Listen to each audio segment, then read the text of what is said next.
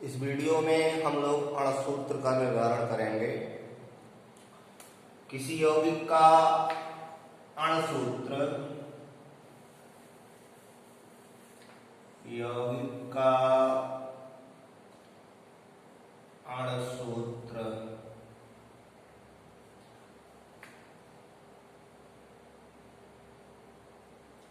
निर्धारण।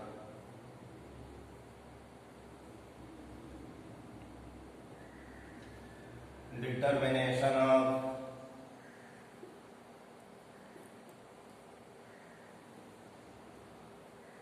Molecular formula of compounds.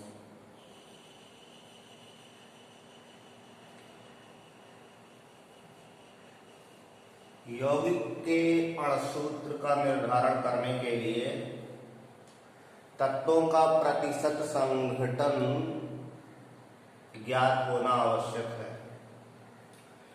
तत्वों की प्रतिशतताओं की सहायता से सबसे पहले मूलानुपाती सूत्र की गणना करते हैं और मूलानुपाती सूत्र की सहायता से अणसूत्र ज्ञात करते हैं।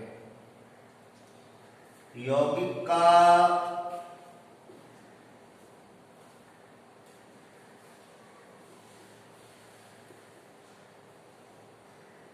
अणसूत्र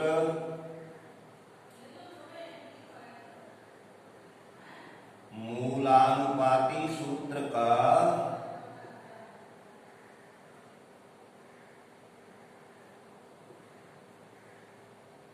n गुना होता है, जहां n एक पूर्णांक है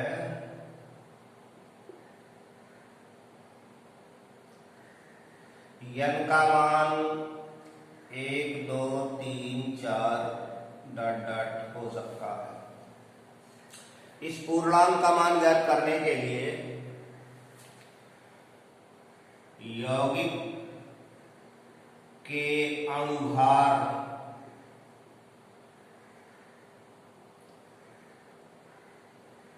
को मूलानुपाती सूत्र भार से भाग देते हैं।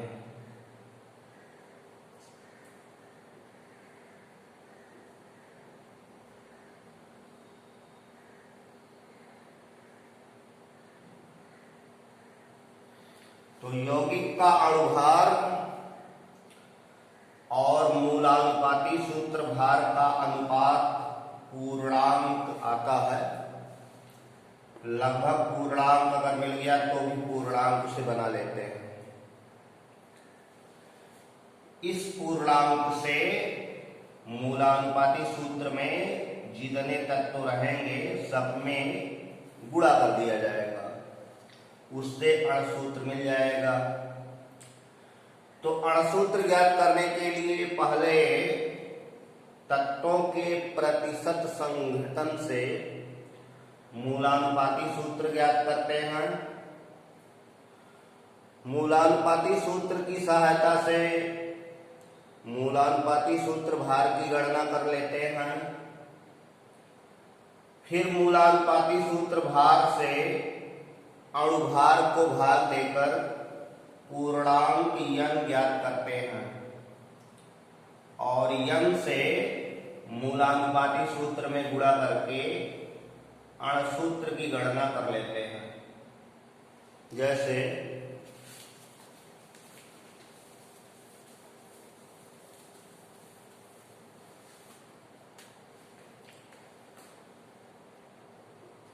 एक कार्बनिक यौगिक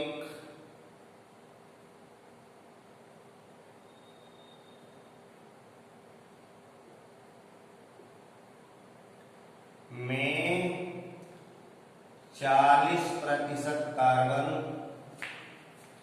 6.66% हाइड्रोजन और शेष ऑक्सीजन है। यदि यौगिक का अणुभार 60 है तो अणुसूत्र की गणना कीजिए।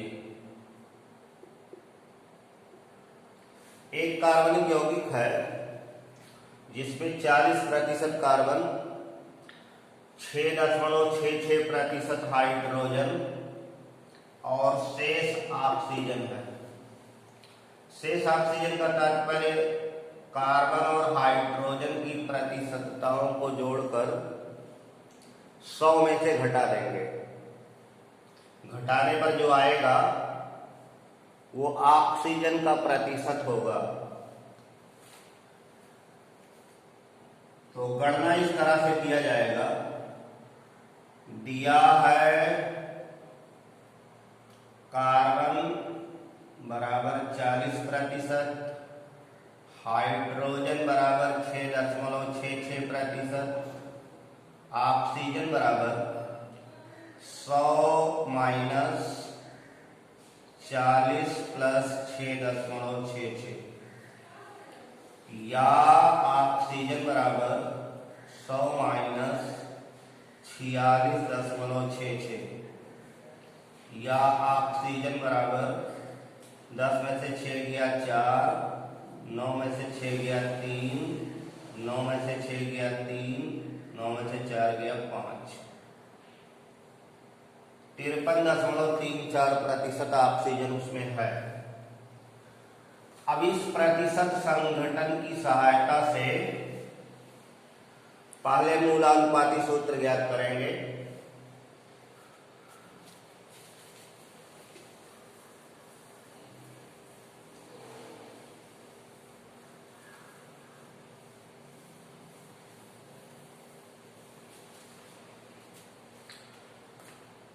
एक कार्बन बनेगा तत्व का, फिर प्रतिशतता,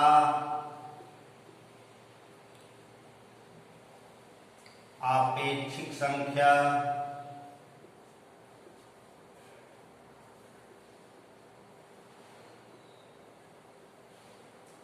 सरल अनुपात।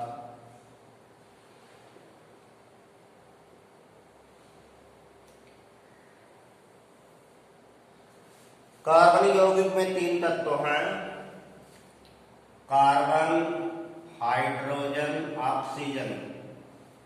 Carbon 40%, hydrogen 6.66, oxygen 53.34।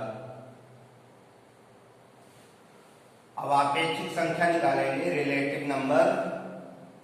तो प्रतिशतता को परमाणु भार से भाग देंगे। 40 बटे कार्बन का परमाणु भार 12, 12 तिया 36, 4 40, 12 तिया 36, 4 40, 12 तिया 36, 3.33 आएगा। हाइड्रोजन का 6.66, परमाणु भार 1, इससे भाग देंगे तो 6.66 आएगा। ऑक्सीजन का 53.34 बटे परमाणु भार 16, 16 से 53 में भाग देंगे, 16 तिया 48, 5 53, फिर 16 तिया 48, 5 53, 54 हो गया, 16 तिया 48। आपेक्षिक संख्याएं 3.33, 6.66, 3.33 ये आ गई। इन तीनों में जो सबसे छोटी आपेक्षिक संख्या है उसी से तीनों को भाग देंगे तो सरल अनुपात मिल जाएगा। तो सबसे छोटी 3.33 है, तो 3.33 बटे 3.33 बराबर 1, 6.66 बटे 3.33 बराबर 2, 3.33 बटे 3.33 बराबर 1। तो इस यौगिक में कार्बन अनुपाते हाइड्रोजन अनुपाते ऑक्सीजन, यह अनुपात 1:2:1 है। तो मूलानुपाती सूत्र बराबर CH2O। कार्बनिक यौगिक का मूलानुपाती सूत्र CH2O आया। अब इसका भार निकाल देंगे। मूलानुपाती सूत्र भार बराबर कार्बन का परमाणु भार 12, हाइड्रोजन 2 × 2, ऑक्सीजन 16, दोनों जोड़ेंगे 30 हो जाएगा। मूलानुपाती सूत्र भार 30 आया और अणुभार 60 दिया है। अणुभार बराबर 60। तो पूर्णांक n बराबर अणुभार बटे मूलानुपाती सूत्र भार, 30 से 60 को भाग देंगे 2 आएगा, या n बराबर 2। तो पूर्णांक अनुपात 2 आया। अब इस 2 से मूलानुपाती सूत्र में गुणा कर देंगे। तो यौगिक का अणसूत्र बराबर CH2O का होल n बराबर CH2O का होल ट्वाइस बराबर C2H4O2। तो इस कार्बनिक यौगिक का अणसूत्र C2H4O2 हो गया। तो अणसूत्र का निर्धारण इस तरह से किया जाता है कि पहले प्रतिशत संघटन से मूलानुपाती सूत्र ज्ञात करते हैं। मूलानुपाती सूत्र की सहायता से मूलानुपाती सूत्र भार ज्ञात कर लेते हैं और मूलानुपाती सूत्र भार से अणुभार को भाग देकर पूर्णांक अनुपात ज्ञात करते हैं और प्राप्त पूर्णांक अनुपात से मूलानुपाती सूत्र में गुणा करके अणसूत्र की गणना कर लेते हैं।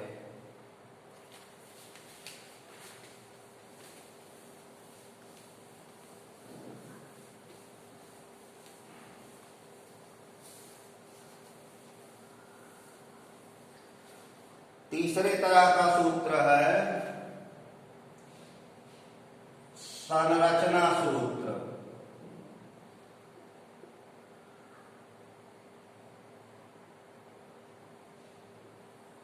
Structural formula.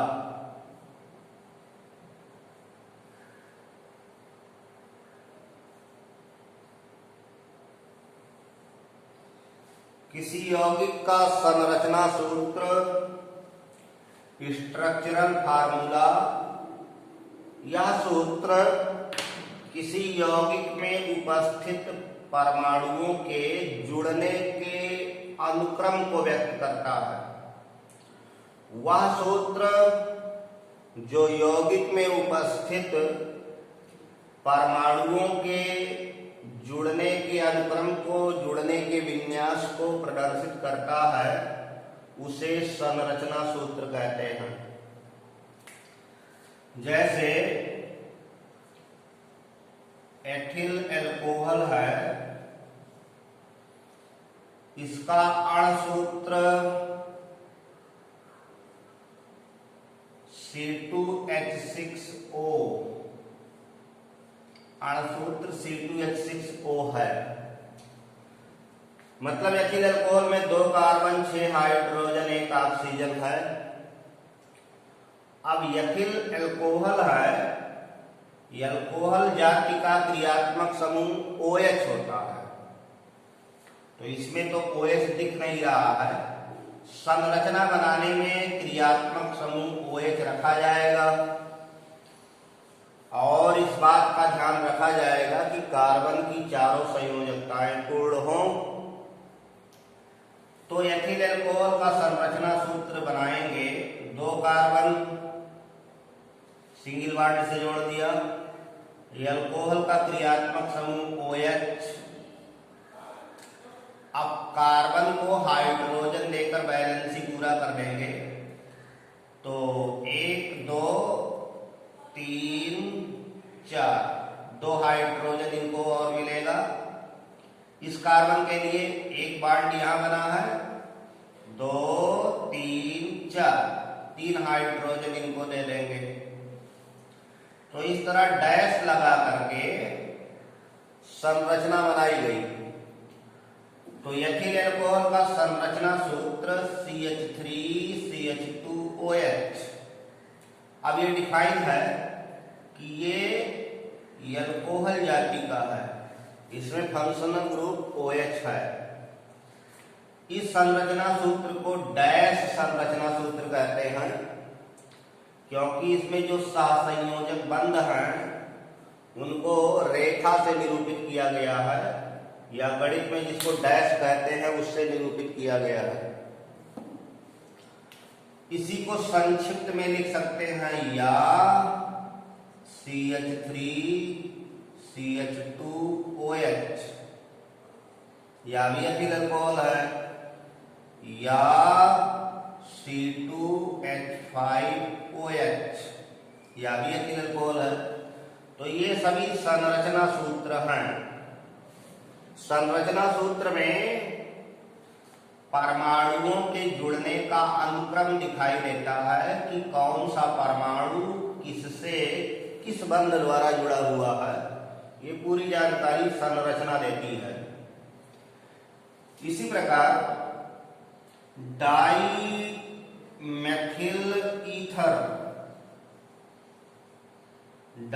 ईथर जिसको मेथॉक्सीमेथेन भी कहते हैं, IUPAC नाम है मेथॉक्सीमेथेन। इसका सूत्र C2H6O है। जो एथिल अल्कोहल का है वही डाईमेथिल ईथर का भी अणुसूत्र है। दोनों के अणुसूत्र समान हैं। संरचना में इसमें ईथर है, मतलब 2 कार्बनों के बीच 1 ऑक्सीजन आएगा। तो 2 कार्बन है, उनके बीच ऑक्सीजन दिखाया जाए तो C single bond O single bond C, COC। अब कार्बन की संयोजकताओं को हाइड्रोजन से पूरी करेंगे। तो कार्बन का 1 बॉन्ड इधर बना है, 1 2 3 4, ये हो गया CH3। ऑक्सीजन की 2 संयोजकता पूरी है, कार्बन का 1 2 3 4। ये डाईमेथिल ईथर का संरचना सूत्र है CH3OCH3। ये डैश संरचना सूत्र है, इसमें डैश लगा करके बंधों को निरूपित किया गया है, या CH3OCH3।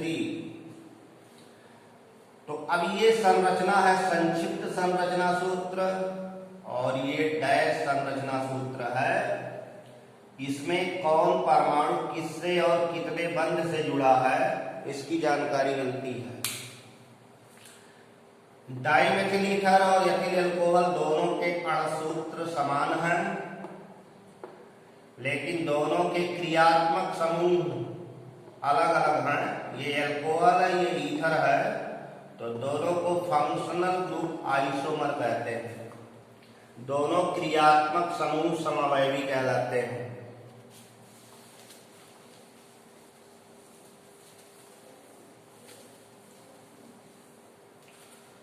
इसी प्रकार सिरके का अम्ल है, सिरके का अम्ल, vinegar acid, acetic acid, acetic acid का अणुसूत्र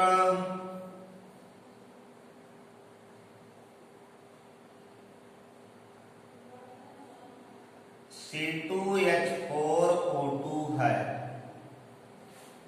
तो अणुसूत्र में 2 ऑक्सीजन, 4 हाइड्रोजन, 2 कार्बन हैं। कार्बनिक अम्लों में क्रियात्मक समूह कार्बोक्सिलिक समूह होता है। तो संरचना बनाने में इसमें कार्बोक्सिलिक समूह COOH दर्शाया जाएगा। तो एक कार्बन जिसमें C double bond O, single bond O और यह COOH, और बगल में इस कार्बन की अगली वैलेंसी इस कार्बन से पूरी करेंगे। अब इसमें 2 ऑक्सीजन का, दोनों ऑक्सीजन इसमें आ गया, और इस कार्बन की चारों वैलेंसी पूरी है, 2 इधर, 2 3 4।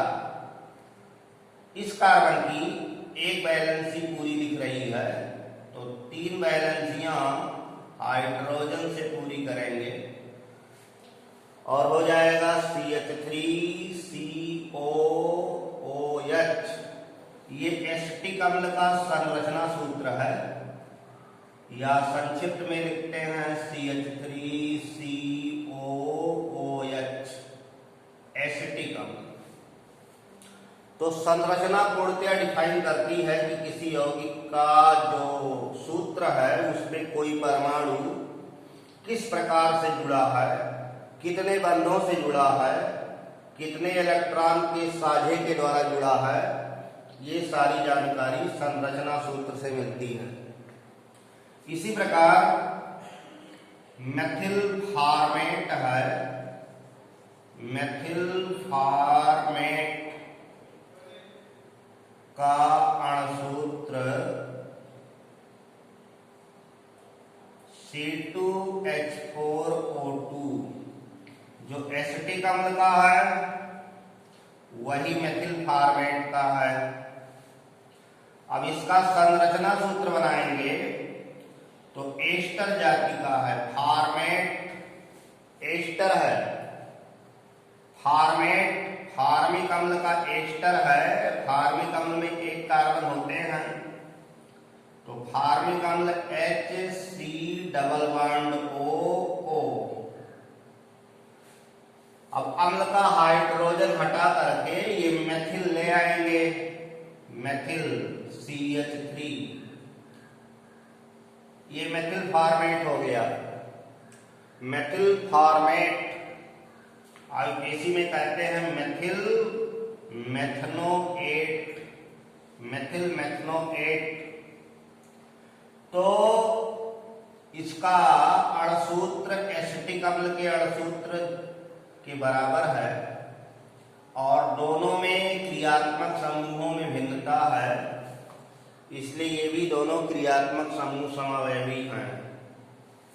तो एक अणुसूत्र से एक से अधिक संरचनाएं संभव हैं, इसलिए यौगिक का संरचना सूत्र ही वेल डिफाइंड सूत्र होता है, ठीक प्रकार से परिभाषित सूत्र होता है कि यौगिक में परमाणुओं का अभिविन्यास क्या है, जुड़ने का अनुक्रम क्या है, किस तरह से डायरेक्शनल प्रॉपर्टी अपना शो करते हैं, उनकी ज्यामितीय व्यवस्था क्या हो सकती है, ये सारी जानकारी संरचना सूत्र से मिलती है।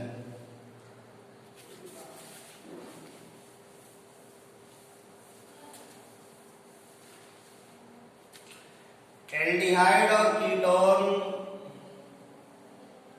एल्डिहाइड और कीटोन क्रियात्मक समूह समवैवी होते हैं,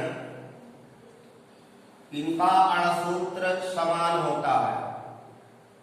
क्रियात्मक समूहों में भिन्नता होती है। दोनों का सामान्य सूत्र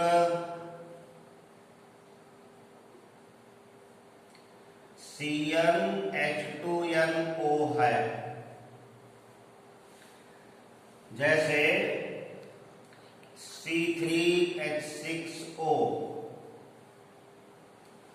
इस अणुसूत्र से अगर एल्डिहाइड बनाना हो तो एल्डिहाइड क्रियात्मक समूह CHO होता है। 3 कार्बन में 1 कार्बन CHO क्रियात्मक समूह का रहेगा। तो CHO क्रियात्मक समूह C+OH, ये किनारे ही होगा। 2 1 3 बैलेंसी पूरी हो गई। अभी आपके पास 2 कार्बन और बचे हैं, तो 2 कार्बन ऐसे जोड़ देंगे और इनकी बैलेंसी पूरा करेंगे। 1 2 3 4, 3 हाइड्रोजन इसको मिला। इधर 1 2 3 4, CH3 CH2 CHO प्रोपियोनल्डिहाइड या प्रोपेनल, यह संरचना सूत्र है। या संक्षिप्त में इसे लिख सकते हैं CH3 CH2 CHO। ये संरचना सूत्र है। यहां डिफाइन है कि ये एल्डिहाइड जाति का है, लेकिन इस अणुसूत्र से अणुसूत्र ये डिफाइन नहीं कर पाता कि इसमें क्रियात्मक समूह क्या है। इससे कीटोन बनेगा, कीटोन जिसमें क्रियात्मक समूह CO होता है। ये 2 कार्बनों के मध्य पाया जाएगा। तो 1 कार्बन CO हो गया, इसके अगल बगल 2 कार्बन रहेंगे और बैलेंसी हाइड्रोजन से पूरी करेंगे।